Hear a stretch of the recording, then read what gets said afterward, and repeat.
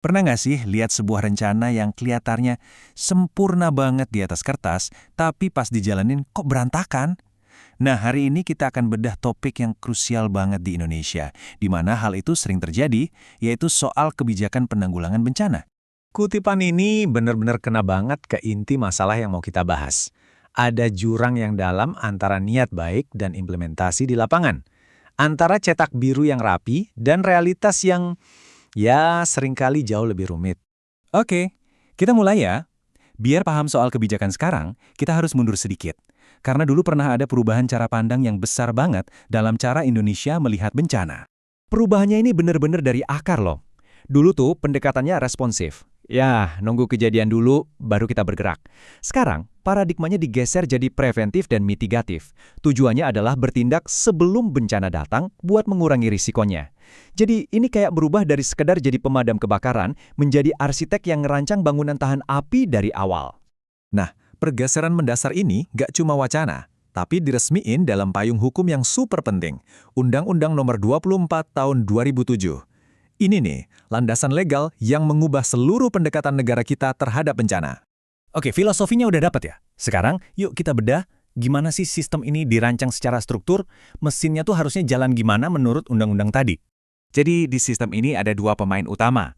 Di level nasional, kita punya BNPB yang tugasnya itu ngatur kebijakan secara garis besar.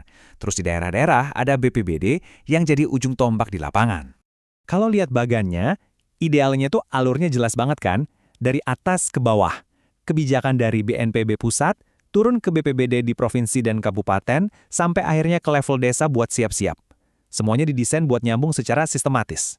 Sampai sini, kelihatannya kan rapi banget ya, terstruktur, ideal. Nah, sekarang kita geser dari cetak biru yang indah ini ke kenyataan pahit di lapangan pas krisis datang. Pertanyaannya, apakah mesin yang kelihatannya rapi ini beneran jalan mulus pas diuji sama bencana nyata? Coba kita lihat satu contoh kasus.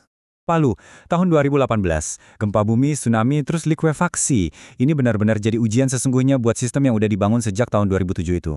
Terus, apa yang ketahuan? Ternyata banyak bolongnya. Sistem peringatan dininya nggak optimal. Tata ruang kotanya, ternyata belum sepenuhnya mikirin risiko bencana. Data antar lembaga nggak nyambung. Akibatnya koordinasi pas darurat jadi kacau balau. Rencana di kertas diuji sama realita. Oke, kita udah lihat apa yang salah. Sekarang pertanyaannya adalah, kenapa? Kenapa sistem yang di atas kertas bagus ini bisa punya celah-celah kayak gitu? Salah satu akarnya ternyata duit, anggaran.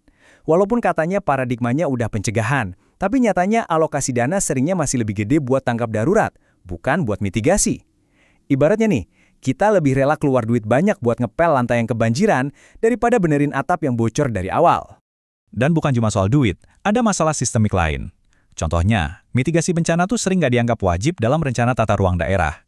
Terus, politik lokal juga bisa ikut campur, geser-geser prioritas. Yang penting proyeknya kelihatan sekarang. Soal keselamatan jangka panjang, nanti dulu. Belum lagi data risiko yang kepencar-pencar di banyak dinas, nggak nyambung satu sama lain. Nah, sekarang kita masuk ke lapisan yang paling dalam, dan mungkin ini yang paling penting. Ini udah bukan lagi soal teknis atau anggaran semata.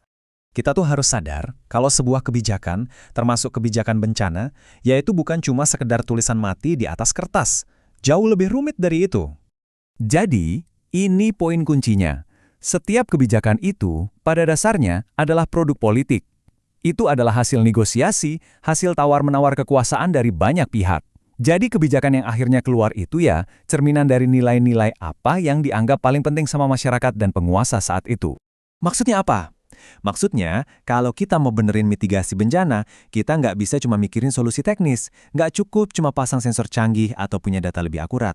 Kita harus paham dan bisa navigasi di arena sosial dan politiknya, tempat kebijakan itu dibuat dan dijalankan.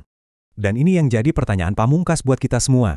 Di tengah-tengah tarikan banyak kepentingan, gimana caranya kita bisa mastiin kalau keputusan soal keselamatan kita semua itu benar-benar berdasarkan sains dan analisis risiko, bukan cuma sekedar kompromi politik. Nah, ini pertanyaan besar yang harus kita pikirin bareng-bareng.